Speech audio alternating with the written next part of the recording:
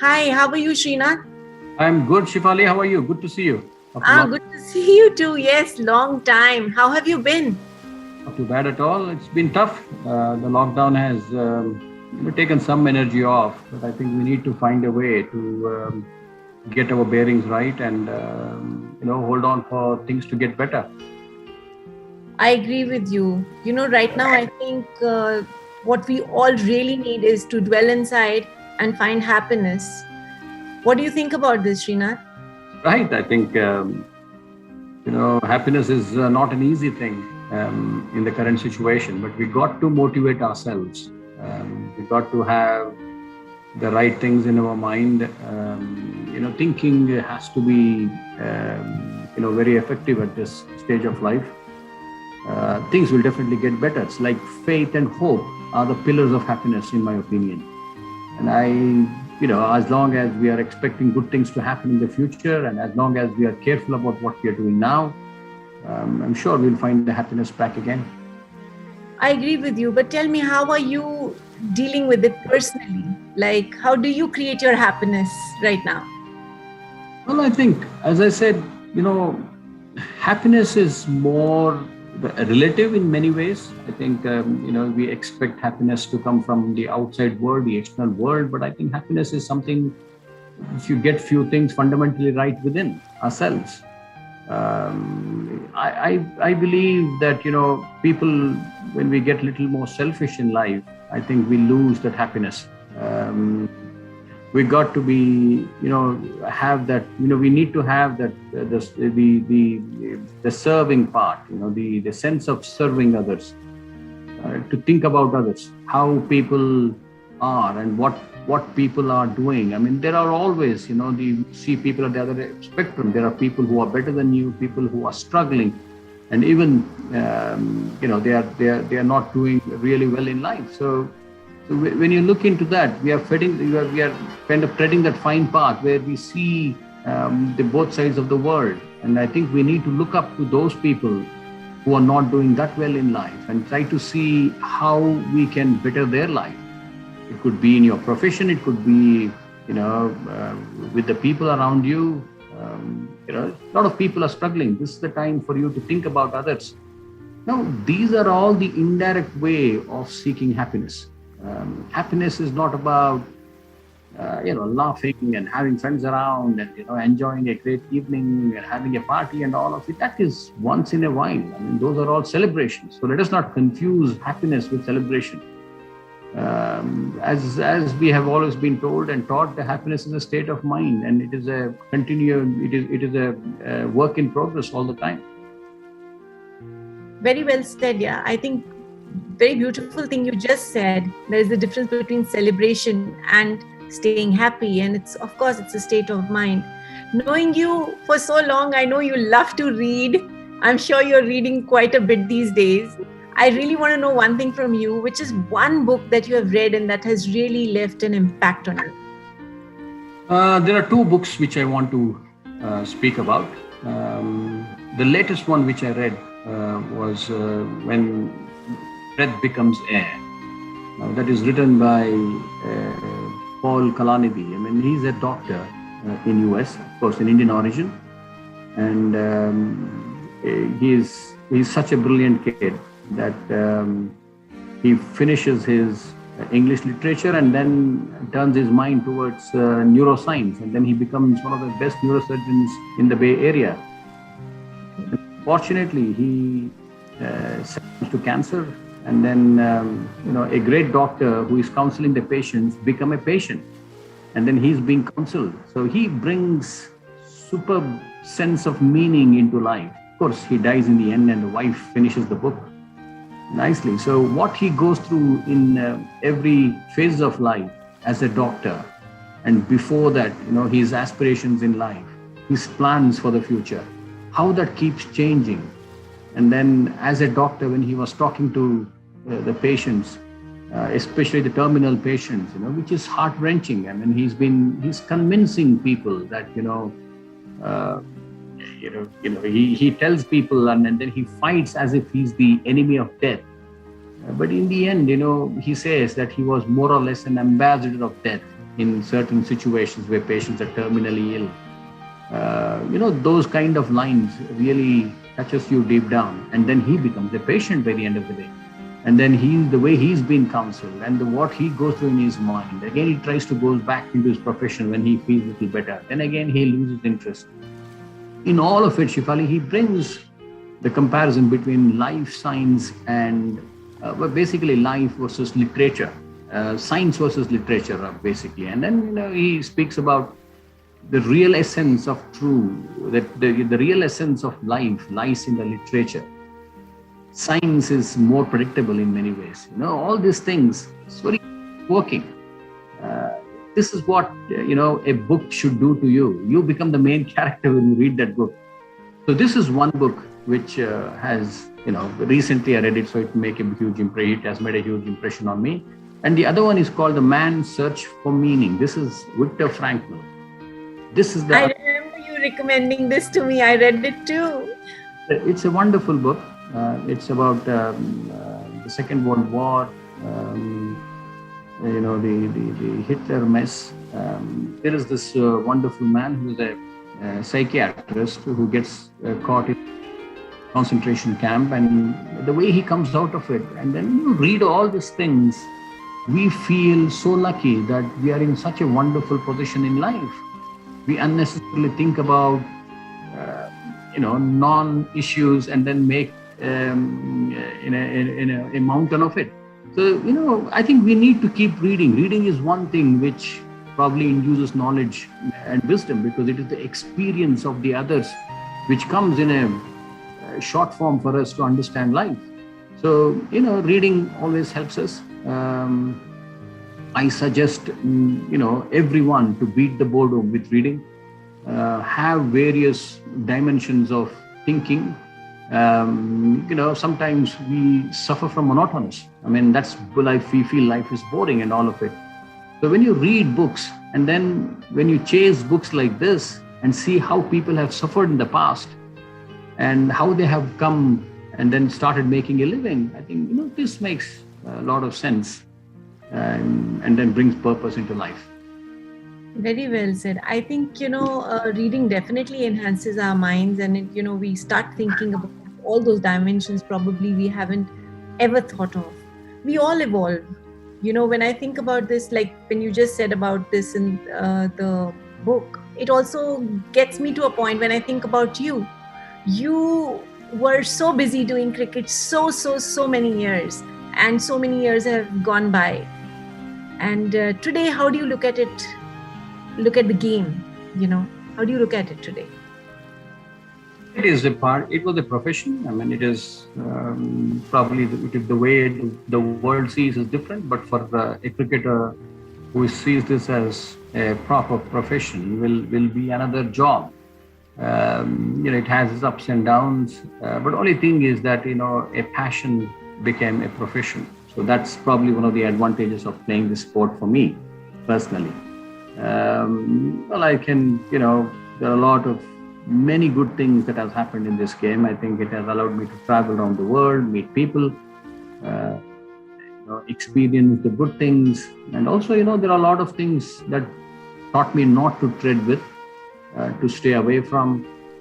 I think knowledge is definitely accessible when you travel a lot and when you meet people and when you see so many things happening around you. So, I am extremely grateful for this game, and therefore I'm still associated with this game even after. If you wouldn't be a cricketer, what do you think you could have been? Coming from a middle class family and stuff, education was the be all end all for us. Therefore, engineering was always my life. Up until 93, 94, even though I was playing cricket for India, I thought engineering was my future. And cricket was more or less, a hobby which I continued. But later on, I realized that I was good at it, and therefore, make a profession of it for the next 10 to 12 years. And that's how I have taken this sport in my life. That's fantastic.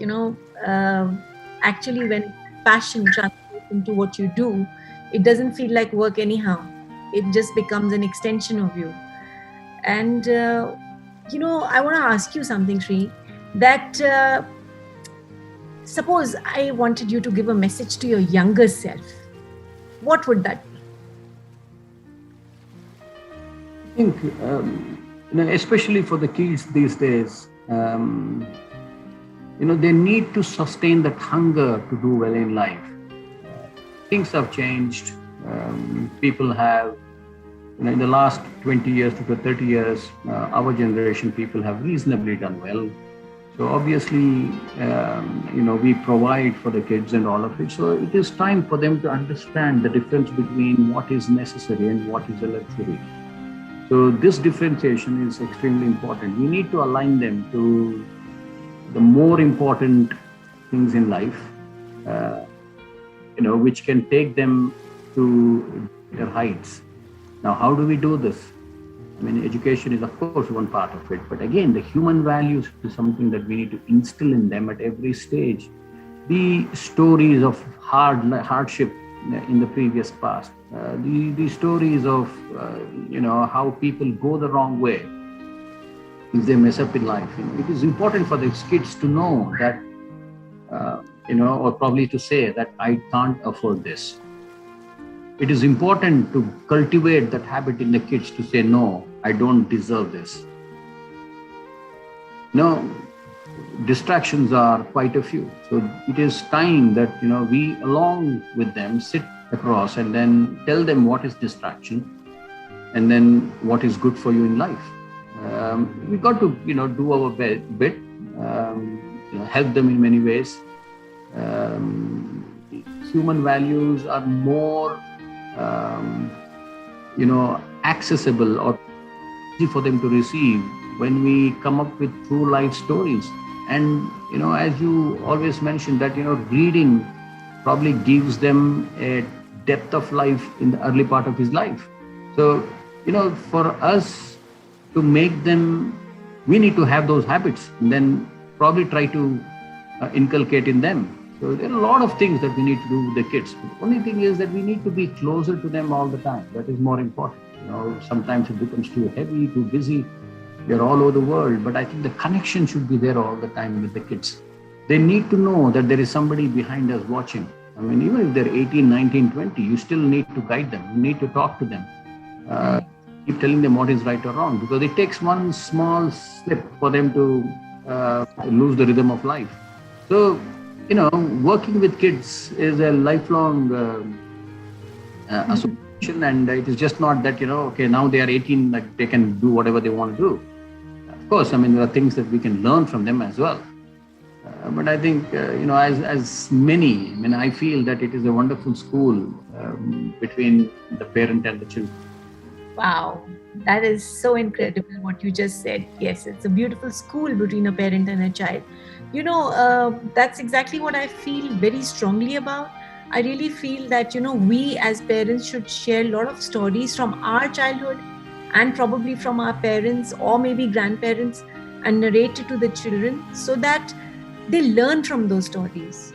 That's why discussing with them and talking to them, and as you said very beautifully, connecting wherever you are in the world. And I think suddenly the connections have become so, so reachable. We're just one phone call away.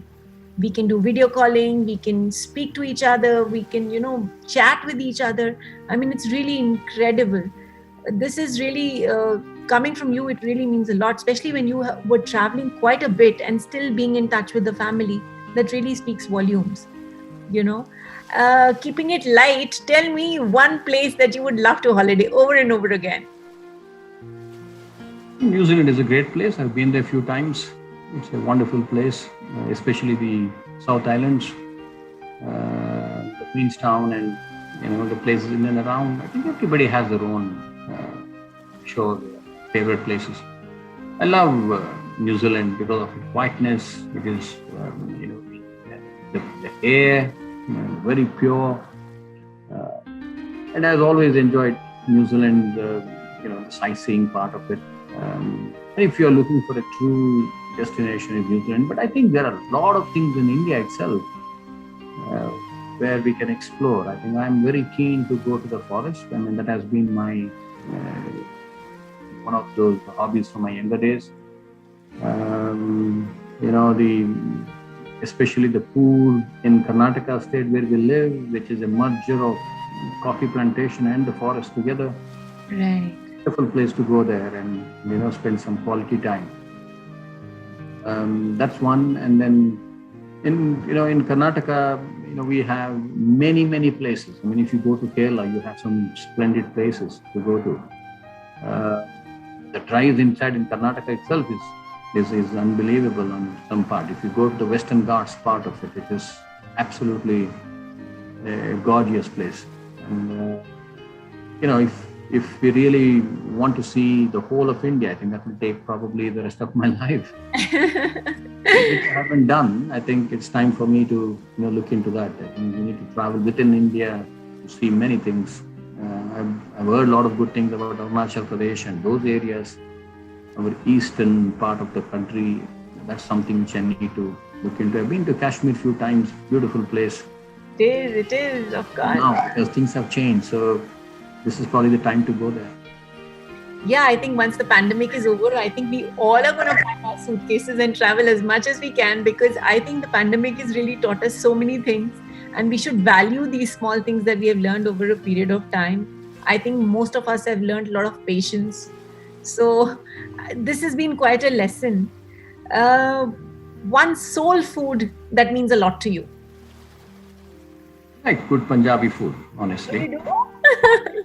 I enjoy the vegetarian Punjabi food. It could be channa chole, it could be bangan bhatta, it could be palak paneer. Okay. So next time I love. make sure that I serve you some nice Punjabi food.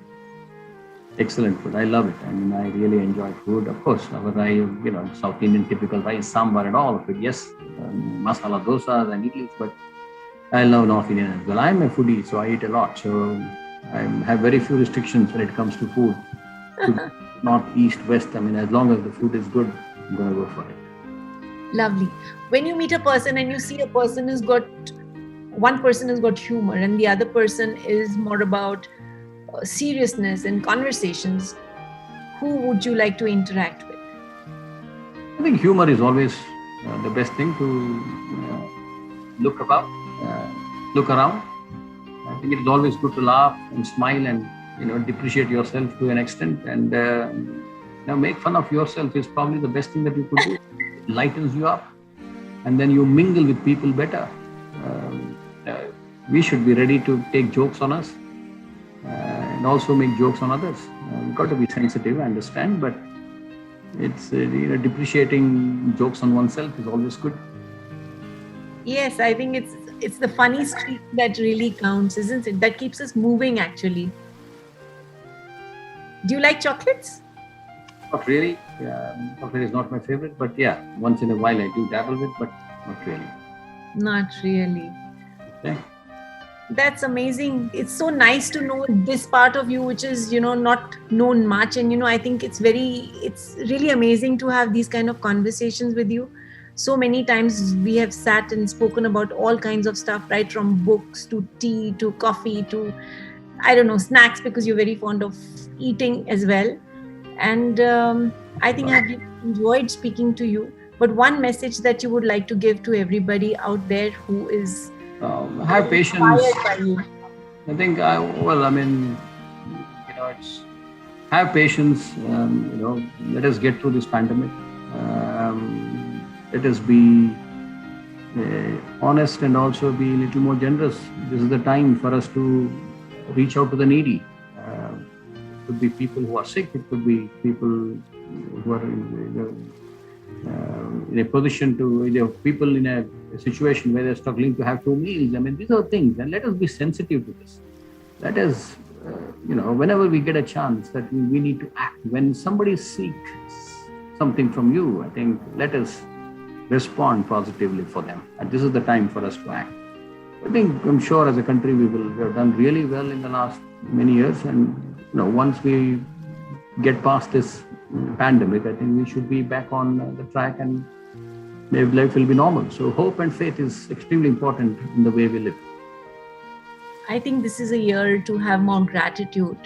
I think this is a year to see what we already have, we should be thankful about, rather Yes. than getting more and more and more. And there is no end to it.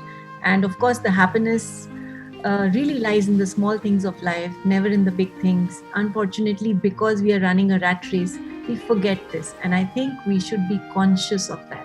Conscious living is definitely better than anything else in the world. Thank you so much, Good. Sri. Great talking to you. Great Lovely talk. talking to you. Yes. Bye bye. Bye bye.